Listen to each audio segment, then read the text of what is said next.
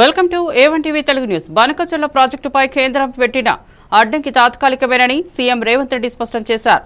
ఇది full stop కాదని కేవలం కామానే అని వ్యాఖ్యానించారు. పోలవరం బానకచర్ల ప్రాజెక్టును కేంద్రం తిరస్కరించడం తాత్కాలిక చర్య మాత్రమేనని చెప్పారు. మోదీ ప్రభుత్వ పరిపాలన చంద్రబాబుపై ఆధారపడి ఉందని, అదేవిధంగా చంద్రబాబు భవిష్యత్తు పోలవరం బానకచర్ల ప్రాజెక్టుల విజయంపై ఆధారపడి ఉందని అన్నారు. ఈ ప్రాజెక్టులపై రాష్ట్రాల మధ్య సమన్వయం అవసరమని సూచించారు. రైతుల కోసం నీటి ప్రాజెక్టులను రాజకీయాలకు అతీతంగా ఆమోదించాలని కోరారు. కేంద్రం మళ్లీ ఈ ప్రతిపాదనలపై చర్చకు సిద్ధమవుతున్న నమ్మకాన్ని వ్యక్తం చేశారు. రాష్ట్ర ప్రయోజనాల కోసం ఏ స్థాయిలోనైనా పోరాటం చేస్తామన్నారు. నాయుడు గారి మనగడ గోదావరి బానకచర్ల మీద ఉంది.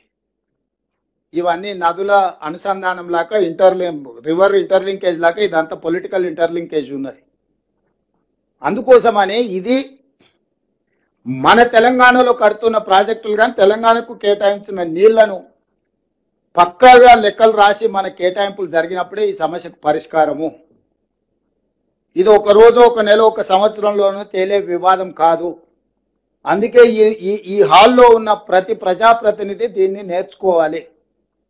ప్రతి గ్రామంలో, మండలంలో, జిల్లాలో మీరు అంశాన్ని ఖచ్చితంగా మీరు ఏదైనా ఉపన్యాసం ఇవ్వండి. ఒక 5 నిమిషాలు ప్రజలకు ఇది వివరించాలి. ఏ విధంగా చంద్రశేఖరరావు గారు తెలంగాణ రైతులకు ద్రోహం చేసిండో, రాష్ట్రం వచ్చిన తర్వాత కూడా మన నీళ్ళని ఎట్లా ఆంధ్రప్రదేశ్కు తాకట్టు పెట్టిండో. ఆ రోజు ఆయన ఇప్పుడు వీడియోలో చూసి ఆయన గొప్పల కోసం ఎట్లా మాట్లాడుతుండో, కొందరికి నచ్చదు, కొందరు కడుపు నొప్పి ఉంటుంది, కొందరు కాదు ఉంటుందని. అసలు ఆలోచన ఎందుకు వస్తుంది? ఆయనకి ఎవరికో కడుపు నొప్పి ఉంటుందని, ఎవరికో బాధ ఉంటుందని. అంటే ఎవరన్నా ఆయన ఏమన్నా అనేరు కానీ అని ముందుగానే మన మీద బురద చల్లుతున్నాడు. మన ఉద్దేశాలను, మన ఆలోచనలని తప్పు పట్టాలన్నట్టుగా. చంద్రశేఖరరావు గారు శాశ్వతం కాదు. చంద్రశేఖరరావు గారు సృష్టించిన సమస్యలు శాశ్వతం కాదు. నీటి కేటాయింపులే శాశ్వతం, మన హక్కులు శాశ్వతము. మన శాశ్వతమైన నీటి హక్కుల కోసము మనం ఖచ్చితంగా ఒక స్పష్టమైన విధానంతో ముందుకు వెళ్ళాలి. సోషల్ మీడియాలో తనపై వస్తున్న ఫేక్ వార్తలను హోంమంత్రి అనిత ఖండించారు. నక్కపల్లిలోని కార్యాలయంలో నిర్వహించిన ప్రెస్ మీట్ లో ఆమె మాట్లాడుతూ, ప్రజలకు మంచి చేసే తమ ఎన్డీఏ ప్రభుత్వంపై వైసీపీ మద్దతుదారులు అవాస్తవాలు ప్రచారం చేస్తున్నారని మండిపడ్డారు. పాయకరావుపేట బీసీ బాలికల హాస్టల్ను ఆకస్మికంగా తనిఖీ చేసినట్లు తెలిపారు. అక్కడ మెనూ పాటించకపోవడం, వార్డెన్ అందుబాటులో లేకపోవడం, సెక్యూరిటీ లేకపోవడంతో వార్డెన్ను సస్పెండ్ చేసినట్లు పేర్కొన్నారు. విద్యార్థులకు మంచి వసతులు కల్పించడమే ప్రభుత్వ ధ్యేయమన్నారు. అన్ని హాస్టళ్లను తనిఖీ చేయాలని అధికారులను ఆదేశించినట్లు తెలిపారు. మంచిని కూడా చెడులా చిత్రీకరిస్తున్న వైసీపీ సోషల్ మీడియా పేజ్లను తీవ్రంగా విమర్శించారు. అదే నిజం ప్రజల భ్రమలో కూడా ఉంటారు. నేను వెళ్ళిన తర్వాత ఆ భోజనంలో ఆ నాణ్యత తగ్గింది. నాణ్యత తగ్గినప్పుడు ఏదో సంథింగ్ హెయిర్ చిన్నది అందులో కనిపించింది. ఆ హెయిర్ తీసి ఇలా జస్ట్ పాడేశాను. దానికి వీళ్ళు రకరకాలైన విన్యాసాలు చేసుకొని రకరకాలైన మాటలు మాట్లాడుకుని అల్లేసి కథలు అల్లేసి ఆ ప్రజల్ని కొంచెం ఇబ్బంది పెట్టే విధంగా మమ్మల్ని ఏదో టార్గెట్ చేస్తున్నామని వాళ్ళు అనుకోండి. ఈరోజు మాకు బాధ్యత ఉంది. నేను ఛాలెంజ్ చేసి అడుగుతున్నాను, ఏ బీసీ హాస్టల్కైనా లాస్ట్ 5 సంవత్సరాల్లో లోకల్ ఎమ్మెల్యేలు కానీ లోకల్ మినిస్టర్లు కానీ ఒక్కరోజు వెళ్ళి వాళ్ళు ఏం తింటున్నారు, వాళ్ళు ఎలా ఉన్నారు, వాళ్ళకి సదుపాయాలు ఉన్నాయని ఒక్కడు చూసుకున్నాడా అండి? ఈ 1 సంవత్సరంలో మేము మిడ్ డే మీల్స్ చెక్ చేసుకుంటున్నాము, హాస్టల్స్ ఎలా ఉన్నాయో చెక్ చేసుకుంటున్నాము, హాస్పిటల్స్ పరిస్థితి ఎలా ఉందో మేమే చెక్ చేసుకుంటున్నాము. మొన్న గౌరవ ముఖ్యమంత్రి గారు మాకు ఒక మాట చెప్పారు, మనం అధికారంలో ఉన్నా కూడా ప్రతిపక్ష పాత్ర కూడా మనమే పోషించి పనిచేస్తేనే రేపొద్దున ప్రజలకు దగ్గరగా ఉండగలము. అదే పని మేము ఈరోజు చేస్తున్నాం. దానికి నీకు ఏదన్నా చిత్తశుద్ధి ఉంటే మాకు సహకరించు, అంతే తప్పి సోషల్ మీడియా చేతిలో ఉంది కదా అని ఇష్టానుసారంగా చేయటం కాదు. ఎన్ని ఫేక్ న్యూస్లు అండి. నిన్న మొన్న చూస్తే శ్రీశైలంలోని లడ్డూలో ఏదో బొద్దింక వచ్చిందని, బొద్దింక కాన్సెప్ట్ ఏంటో నాకు అర్థం కాదు. లడ్డూలో బొద్దింక వచ్చిందని నిన్నంతా ఓ ప్రచారం చేసి నానా యాగి చేయడం జరిగింది. ఒక దగ్గరేమో గోవులు చనిపోతున్నాయని, ఎక్కడా లేనిది గోవులు చనిపోతున్నాయని నాగన్నా యాగి చేయడం జరిగింది. అంటే ఓవరాల్ గా చెప్పాలంటే అంటే ప్రభుత్వాన్ని ఏదో రకంగా భ్రష్టు పట్టించాలి, ప్రభుత్వం మీద ఏదో రకంగా బురద వేయాలి అన్న ఆలోచన తప్పించి అంతకుమించి ఏం కాదు. ఒకటి మాత్రం చెప్తున్నానండి, మేం చిత్తశుద్ధితో ఉన్నాం. మేం ప్రజల పక్షాన ఉండి పోరాటం చేస్తున్నాం. ప్రజల పక్షాన ఉండి ప్రజలకు న్యాయం జరిగేటట్టుగా మేము ఈరోజు పనిచేస్తున్నాం. ఎన్డీఏ కూటమి సభ్యులందరం కూడా గౌరవ ముఖ్యమంత్రి చంద్రబాబు నాయుడు గారు కానీ, గౌరవ ఉప ముఖ్యమంత్రి పవన్ కళ్యాణ్ గారు కానీ, అదేవిధంగా విద్యాశాఖ మంత్రి నారా లోకేష్ గారు కానీ, మేము మంత్రులం కానీ ఎమ్మెల్యేలు కానీ కూటమి ప్రభుత్వం మోసాలను ఎండగట్టేందుకు అన్ని జిల్లాల్లో నిరసన కార్యక్రమాలు కొనసాగుతున్నాయని వైఎస్ఆర్సీపీ యువజన విభాగం ప్రెసిడెంట్ జక్కంపూడి రాజా తెలిపారు. ఒక్కోసారి ఒక్కో నియోజకవర్గంలో నిరసన చేపడతామని చెప్పారు. 8 నెలల గడువు పూర్తయినా కూటమి ఇచ్చిన హామీలపై మౌనంగా ఉందని విమర్శించారు. 6 వచ్చే 2029లో జగన్ ముఖ్యమంత్రి అవడం ఖాయమన్నారు. జగన్ నాయకత్వంపై ప్రజలకు అపార విశ్వాసం ఉందని అన్నారు. రాష్ట్రంలో యువతను ఒక్కడిగా చేర్చి పార్టీకి మద్దతుగా నిలవాల్సిన అవసరం ఉందన్నారు. వైఎస్ఆర్సీపీ విజయంలో యువజన విభాగం కీలక పాత్ర పోషించాల్సిన సమయం వచ్చిందన్నారు. పార్టీ కార్యకర్తలు భవిష్యత్ లక్ష్యాలను దృష్టిలో ఉంచుకుని ముందుకు సాగాలని పిలుపునిచ్చారు. జగన్ తిరిగి ముఖ్యమంత్రి అయ్యే వరకు యువజన విభాగం నిరంతరం పోరాటం చేస్తోందన్నారు. చేసేటట్టుగా ప్లాన్ చేసుకోవాల్సినటువంటి అవసరం ఉంది. వాటికి సంబంధించి వేటి మీద చేస్తామనంటే ఉదాహరణకి నిరుద్యోగ భృతి 3000 రూపాయలు ఇస్తామని అన్నాడు చంద్రబాబు నాయుడు గారు. ఈ రోజుకి సంవత్సరం కాలం గడిచింది, ఇవ్వాల. ఫీజు రియంబర్స్మెంట్ బిల్స్ పెండింగ్ ఉన్నాయి. ప్రభుత్వ ఉద్యోగాలు ఏదైతే ఇస్తామని చెప్పారో జాబ్ క్యాలెండర్ని రిలీజ్ చేస్తామని చెప్పారో ఈ రోజు దాకా అది చేయలే. తర్వాత మన ప్రభుత్వంలో నిర్మాణం ప్రారంభించినటువంటి మెడికల్ కాలేజీలు కానీ స్కిల్ డెవలప్మెంట్ సంబంధించినటువంటి ఇన్స్టిట్యూట్స్ కానీ వాటి నిర్మాణాన్ని మధ్యలోనే ఆపేశారు. వాటి మీద కూడా ప్రభుత్వాన్ని నిలదీస్తూ కార్యక్రమాలు చేయడం జరుగుతుంది. అలాగే గర్ల్స్ స్టూడెంట్స్ మీద జరుగుతూ ఉన్నటువంటి అట్రాసిటీస్ మీద, లిక్కర్ పాలసీలు, బెల్ట్ షాపులు, డ్రగ్స్కి సంబంధించినటువంటి వ్యవహారాల మీద, ప్రైవేట్ కంపెనీలు కూడా రాకుండా రాష్ట్రంలో ఉన్నటువంటి లా అండ్ ఆర్డర్ పరిస్థితుల రీత్యా కొత్తగా ఏ ఒక్క కంపెనీ కూడా వచ్చి ఇక్కడ ఇన్వెస్ట్మెంట్లు చేసేటటువంటి ధైర్యం చేయట్లే. అలాగే వాలంటీర్లకు 5000 మనం ఆ రోజు గౌరవ వేతనం ఇస్తే 10,000 ఇస్తామని చెప్పారు. ఆ వాలంటీర్లు అందరినీ ఎత్తేశారు. MDU వెహికల్స్కి సంబంధించినటువంటి వాళ్ళని కూడా వాళ్ళ ఉద్యోగాలు తీసేసి వాళ్ళని రోడ్డుకి ఇచ్చినటువంటి పరిస్థితి. స్పెషల్ స్టేటస్ కేటగిరీకి సంబంధించి కూడా వాస్తవానికి గడిచినటువంటి 5 ఏళ్ళు మనం అధికారంలో ఉన్నప్పటికీ పైన కేంద్రంలో మనం అధికారంలో భాగస్వామిగా లేవు. మరి ఈవేళ ఉన్నటువంటి ఈ ప్రభుత్వం కేవలం చంద్రబాబు నాయుడు, పవన్ కళ్యాణ్ ఇద్దరి తాలూకా సపోర్ట్ అనేటువంటిది లేకపోతే పైన కేంద్రంలో ప్రభుత్వం నడిచేటటువంటి పరిస్థితి లేదు. అయినప్పటికీ కూడా గట్టిగా నిలదీసి మా తాలూకా హక్కులు, విభజన చట్టంలో ఉన్నటువంటి హామీలన్నీ అమలు చేయండి అని చెప్పి అడిగేటటువంటి ధైర్యం లేదు ఇవాళ వీళ్ళకి. వాటిని కూడా నిలదీస్తూ ఈ అంశాలన్నిటి మీద కూడా రాష్ట్ర స్థాయిలో రానున్నటువంటి 4 ఏళ్ళు కూడా మనందరం పోరాటాలు, ఉద్యమాలు చేయాల్సినటువంటి అవసరం ఉంది అని చెప్పి అందరికీ కూడా తెలియజేస్తూ జగనన్న దృష్టికి విలువలు, విశ్వసనీయతల విషయంలో నేను ఎప్పుడూ రాజీ పడలేదని వైఎస్ఆర్సీపీ అధినేత వైఎస్ జగన్ స్పష్టం చేశారు. యోజన విభాగం సమావేశంలో మాట్లాడిన ఆయన పార్టీ స్థాపన సమయంలో తనతో కలిసి వస్తామన్న వారిని రాజీనామా చేసి రావాలని చెప్పిన విషయాన్ని గుర్తు చేశారు. ఉప ఎన్నికల్లో అత్యధిక మెజార్టీతో గెలిచి ప్రమాణ స్వీకారం చేసిన సమయంలో పార్లమెంట్లో ప్రతి ఒక్కరూ తన వైపు చూశారని చెప్పారు. పార్టీ కార్యకర్తలు కూడా ఇదే విలువలతో ముందుకెళ్లాలని సూచించారు. రాజనీతిలో నైతికతకు విలువ ఉండాలన్నదే తమ నమ్మకమని చెప్పారు. విలువలపై రాజీ పడకుండా పార్టీ ప్రతిష్టత కోసం యువజన విభాగం నిరంతరం పనిచేయాలన్నారు. ప్రతి యువకుడి సహకారంతో పార్టీ భవిష్యత్తు మరింత బలంగా మారుతుందన్నారు. అన్న రాజీనామా చేయన్న, రాజీనామా చేశాడు, వచ్చినాడు. బై ఎలక్షన్ జరిగింది, నా ఎలక్షన్ బై ఎలక్షన్, అమ్మ election by election, Rajamohan Reddy election by election. నా ఎలక్షన్లో 5,40,000 మెజారిటీ, ఆ 14th లోక్సభలో హైయెస్ట్ మెజారిటీ వచ్చింది మీ అన్నకే, జగన్కే. ఆ రోజు మనం ప్రమాణ స్వీకారం చేసేటప్పుడు పార్లమెంట్లో ప్రతి తల్లా కూడా మన వైపే తిరిగి చూస్తుంది. Highest majority in the 14th Lok Sabha. కానీ జీర్ణించుకోలేని పరిస్థితిలో మన మీద అంతే పగబట్టడం కూడా ఆ మెజారిటీని చూసి అనుకోండి, అది వేరే విషయం. ఆ తర్వాత అమ్మ, తర్వాత రాజమోహన్ రెడ్డి కాంగ్రెస్ పార్టీలో ఉన్నప్పుడు పోటీ చేసినప్పుడు వచ్చిన మెజారిటీ కన్నా అంతకన్నా 2 మెజారిటీతో ఆయన గెలిచినాడు. 2.5 లక్షల మెజారిటీతో ఆయన కూడా గెలిచడం జరిగింది. అందులో 18 మంది ఎమ్మెల్యేలు నాతో పాటు అడుగులు ముందుకు వేశారు. 18 మంది ఎమ్మెల్యేలు అప్పట్లో నాతో పాటు కలిసి అడుగులు ముందుకేశారు. ప్రతి ఒక్కరికి చెప్పా, రాజీనామా చేస్తేనే బయటికి రండి అని చెప్పి. మొత్తం 18 మంది రాజీనామాలు చేసినారు.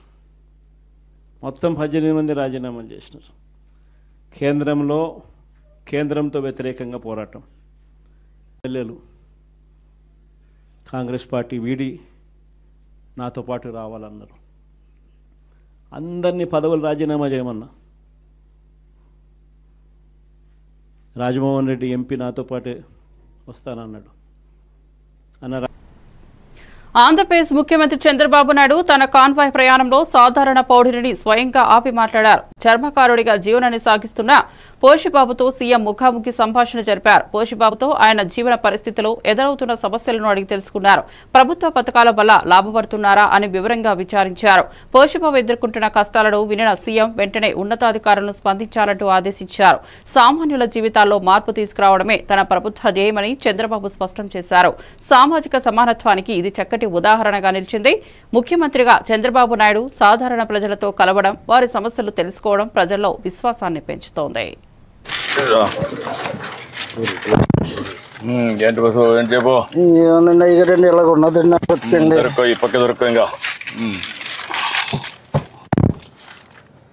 ఎంతమంది పిల్లలు? ఇద్దరా? ఒక ఇద్దరు అబ్బాయిలు ఒక అమ్మాయి అయ్యారండి. ఏం చదివించే వాళ్ళని? పాప 10th చదివిందండి.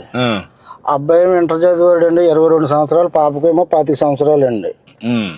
అది పెద్ద అబ్బాయి ఏమో 26 సంవత్సరాలు అని కొద్దిగా అనారోగ్యంగా ఉండి చనిపోయాడండి. అతను 2002లో చనిపోయాడండి. పెద్ద అబ్బాయి చనిపోయాడు. పెద్ద అబ్బాయి అండి. రెండో అబ్బాయి ఇంటర్ చదివాడండి. ఏదో ఫ్యాక్టరీలో చేసుకుంటున్నాడు అండి, ప్రైవేట్గానండి. ఒక 8 ఏళ్ళు అలాగే ఇస్తున్నారు. లేదండి, 22 సంవత్సరాలు అండి సార్. ఏం చదువుకున్నాడు వాడు? ఇంటర్ అండి, ఐటీ చదివాడండి. ఇంటర్ ఐటీ చేశాడు.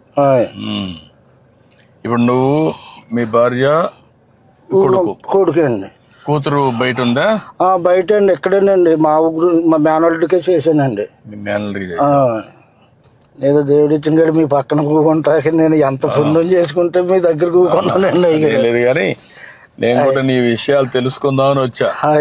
నేనేంటంటే పేదవాళ్ళకి న్యాయం జరగాలి. అయ్యో, మన పరిపాలన చాలా బాగా చేస్తున్నారండి. అయ్యారు చాలా అభివృద్ధిలోకి చేస్తున్నారండి. ఈ వైఎస్ఆర్ గారి పార్టీ వచ్చాక అడుగట్టుకుపోయిందండి మొత్తం. కొంత ఇబ్బంది పడావు? చాలా ఇబ్బంది పడ్డానండి అయ్యారు. అన్ని కరెక్ట్ చేస్తున్నా. ఇప్పుడు మీలాంటి పేదవాళ్ళందరినీ మళ్ళా మెరుగైన జీవన ప్రమాణాలు రావాలి, మీ పరిస్థితులు బాగుపడాలి. అలాగేనండి అయ్యారు, మీరు వస్తేనే మాకు బాగుంటదండి. ఇంకా చాలా అంటే అండి ఆయన చాలా ఇప్పుడు మీరు ఇచ్చారనండి. మీ పరిపాలనలో 2017-18లో ఇల్లు ఇచ్చారండి. అంత కోర్టు వచ్చిందండి, నేను కొద్దిగా కట్టుకోలేకపోయానండి. అంతే, మొత్తం బిల్లు ఎత్తమే మానేసారండి ఆ పరిపాలన. ఇప్పుడు ఆ ఇల్లు కూడా పెండింగ్ పడిపోయిందండి. ఏదో తినక అలగలగా గోడలు కట్టుకున్నానండి, పైన ఏడేసుకున్నానండి. అయ్యారు సొంత ఇంటి జాగానది మా నాన్నదండి. అదండి మా నాన్న మా నాన్న కూడా కొనుక్కున్నాడండి. మా చిన్నప్పుడు పిల్లలు మొత్తం మేము, మా నాన్నగారికి 2 మగవాళ్ళు 6 ఆడపిల్లలండి. 5 ఆ పెళ్లిళ్ళు అయిపోయి మొత్తం అందరికండి. మొత్తం మా సిస్టర్లకి, మా చెల్లెలండి, నేనే పెద్దోండి ఇంటికి. పెద్ద కుటుంబం. వాళ్ళ పిల్లలు ఏం చేస్తారు? వాళ్ళ పిల్లలు చదువుకున్నారండి. కొంతమంది పెళ్లిళ్ళు అయిపోయినాయండి మా చెల్లెలు గారి పిల్లలకి. మా కుర్రోళ్ళు ఉన్నారంటే వాళ్ళు. బుడమేరు వరద ముప్పు నివారణకు శాశ్వత పరిష్కారంగా కూటమి ప్రభుత్వం నిర్మించిన సీసీ వాల్ నిర్మాణం విజయవంతంగా పూర్తయిందని నిమ్మల రామానాయుడు వెల్లడించారు. వర్షాకాలం సీజన్ ప్రారంభానికి ముందే నిర్మాణాన్ని యుద్ధ ప్రాతిపదికన పూర్తి చేశామని తెలిపారు. బుడమేరు వరదలతో ముంపునకు గురైన ప్రజలకు ఇక భయపడాల్సిన అవసరం లేదన్నారు. శాశ్వత సాంకేతిక పరిష్కారంతో ప్రజలకు రక్షణ కల్పించాలన్నదే కూటమి ధ్యేయమని చెప్పారు. ఎలాంటి రాజకీయ లబ్ధి కోసం కాదు, ప్రజల భద్రత కోసమే ఈ చర్యలు తీసుకున్నామని నిమ్మల స్పష్టం చేశారు. వరద సమయంలో ప్రజలపై ప్రభావం లేకుండా ఉండేందుకు తీసుకున్న ఈ చర్యలు ప్రజల్లో హర్షాతిరేకాలు నింపాయని తెలిపారు. గ్రామస్తులు ప్రభుత్వం నిర్ణయంపై సంతృప్తి వ్యక్తం చేస్తున్నారు.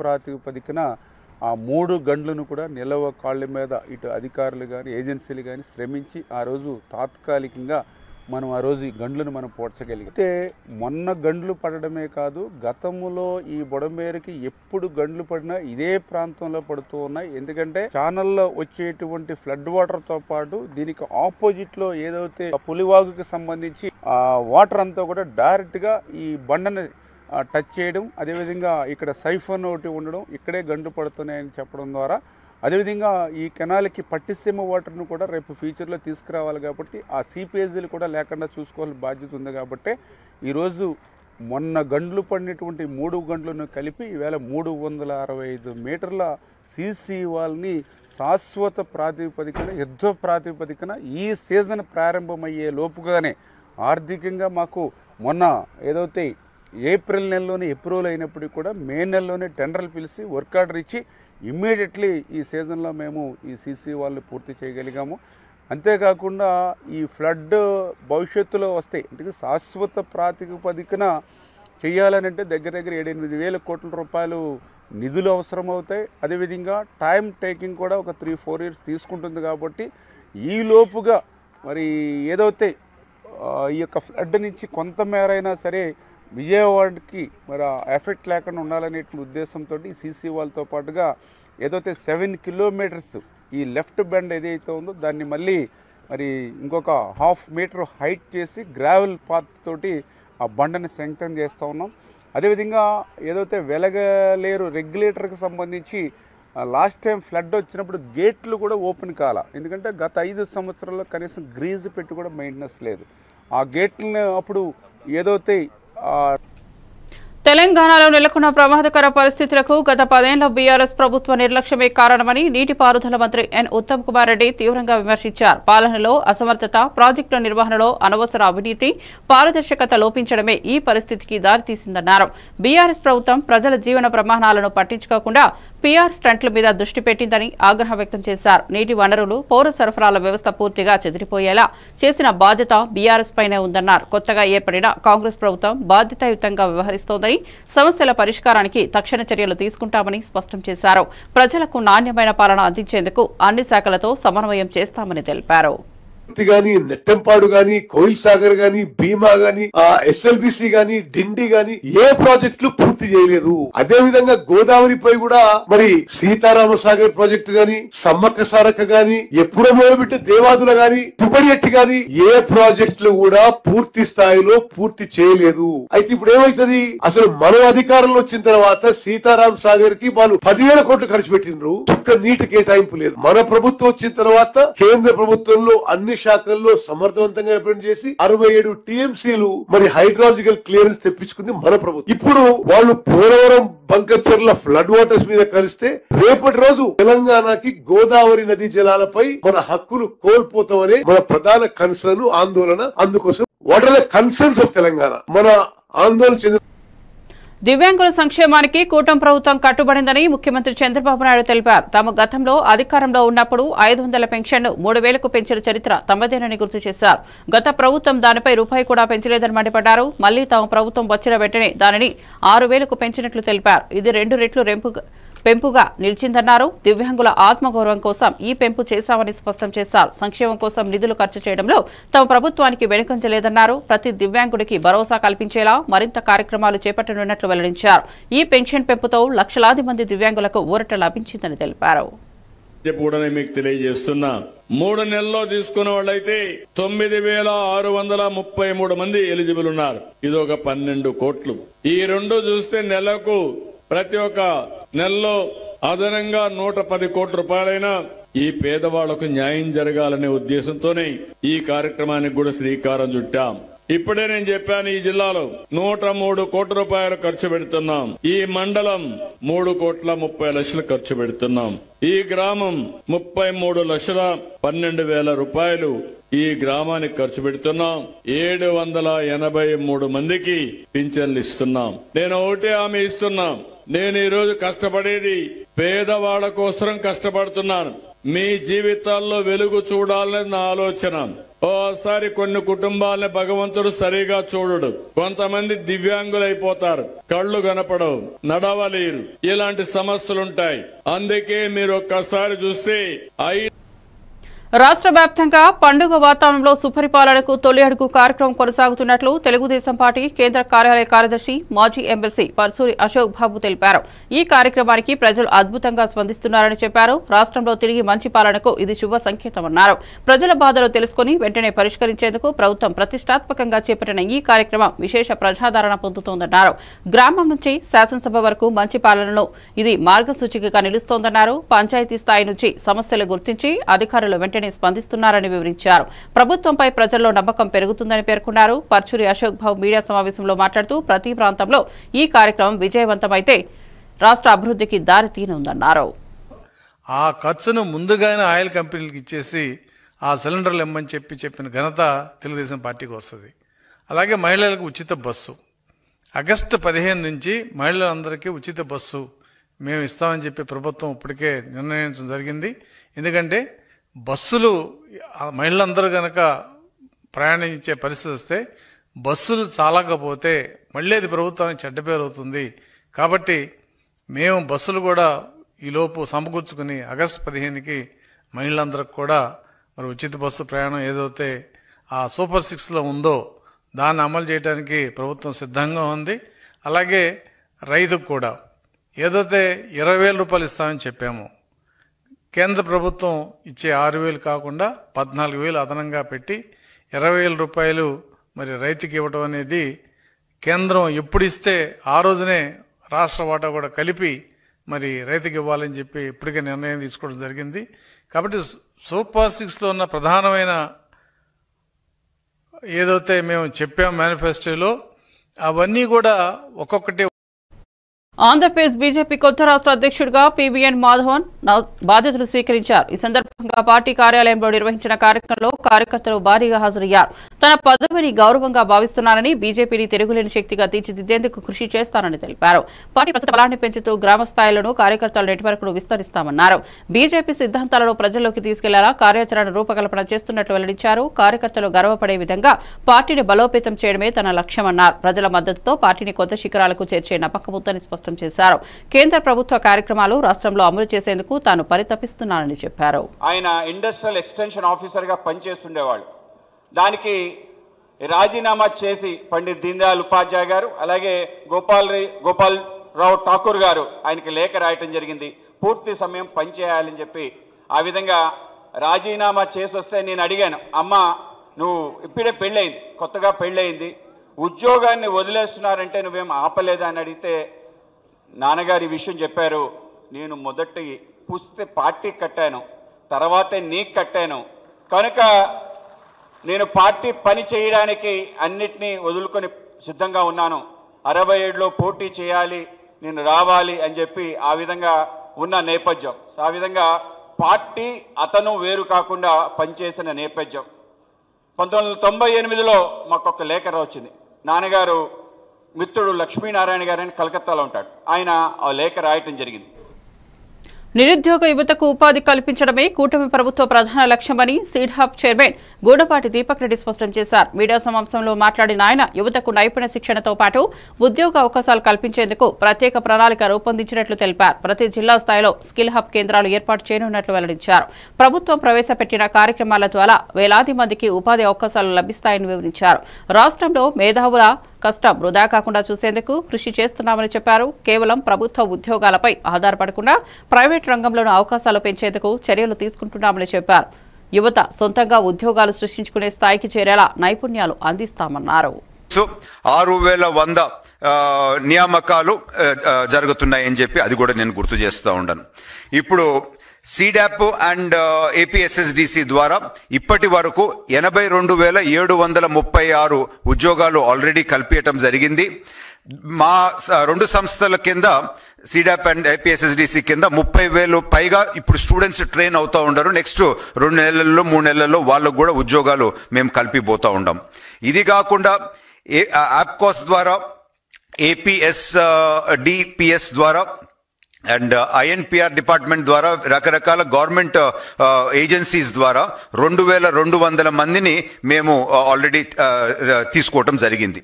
సో ఇవన్నీ కేవలం డైరెక్ట్గా గవర్నమెంట్ ద్వారా చేసినయే. మళ్ళీ ప్రైవేట్ కంపెనీస్ డైరెక్ట్గా తీసుకునే లెక్కలు నేను చెప్పట్లేదు. సో ఇది ఇప్పుడు ఈ 1 yearలో ప్రోగ్రెస్. ఇది కాకుండా గౌరవ మంత్రివర్యులు లోకేష్ గారు మంచి ఉద్యోగాలు. మరిన్ని అప్డేట్స్ కోసం చూస్తూనే ఉండండి A1 TV తెలుగు న్యూస్.